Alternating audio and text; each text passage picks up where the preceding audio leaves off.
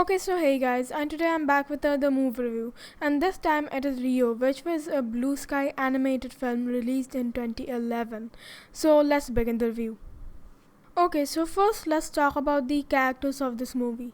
Blue is a good character and I really liked his character arc, but I wish they gave us an explanation for why he can't fly. Like, it looks like it is because of the fear of heights or the trauma of seeing birds getting captured or something, but they never really explain to us exactly why he can't fly.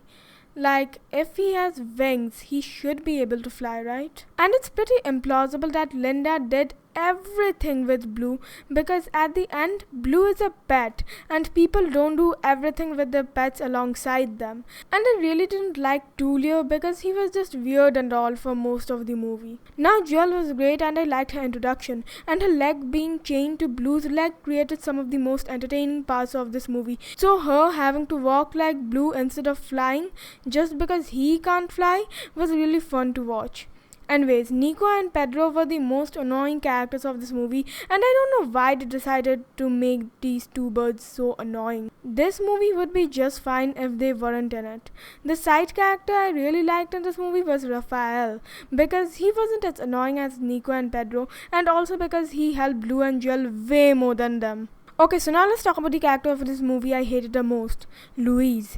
I don't know why so many CG animated movies have these types of characters which are just gross. Like, would there be any harm to this movie if Louis didn't have drools all over his mouth?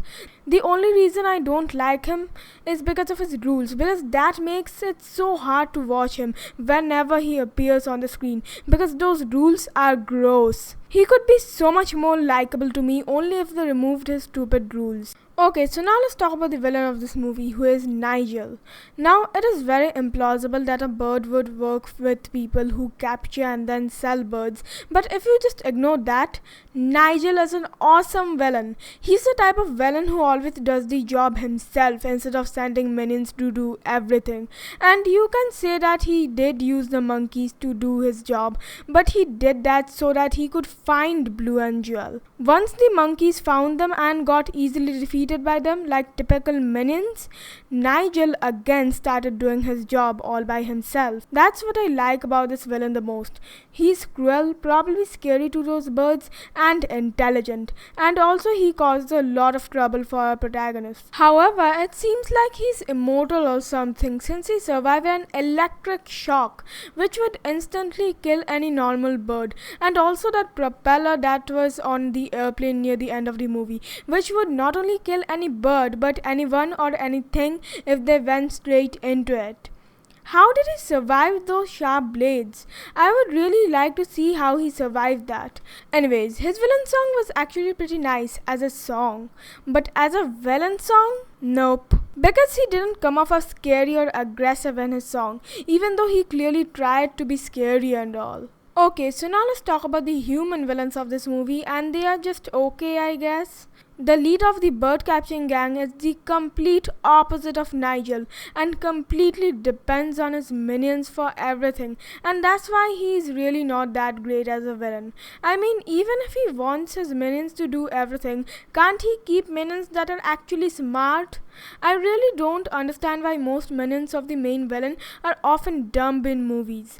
And he even knows that his minions are dumb, and yet he depends on them for most things, and that is exactly the reason a few caged birds were able to defeat him. Okay, so now let's get to the final scene of this movie, and I really like the Carnival festival and the music that was playing during the festival. Anyways, Linda finally sees Blue once again during the festival, and Blue also sees her but decides to rescue Jewel first, and so he goes to Jewel to save her but instead gets captured himself by none other than Nigel. However, Blue uses his intelligence and breaks open his cage like a soda can, and then he frees all the other birds and all of them fly away, but Jewel falls out of there instead of flying, and so Blue too dives out of there and finally catches Jewel, and before they fall into the sea, Blue flaps his wings and finally starts flying. This was really satisfying to watch, and the movie finally ends with the same song it started with, except that in the first song Blue himself was a baby bird, but now he and Jewel have their own baby birds. Really like how it has a full circle feeling to it. Rating? 8 out of 10. Best moment, opening song. Okay, so yeah guys, and that was it for the video. And the reason I made the opening song as my best moment and not the ending song is because Pedro interrupted in the ending song and kind of broke the rhythm of it, I guess. What I mean to say is he kind of ruined the ending song for me.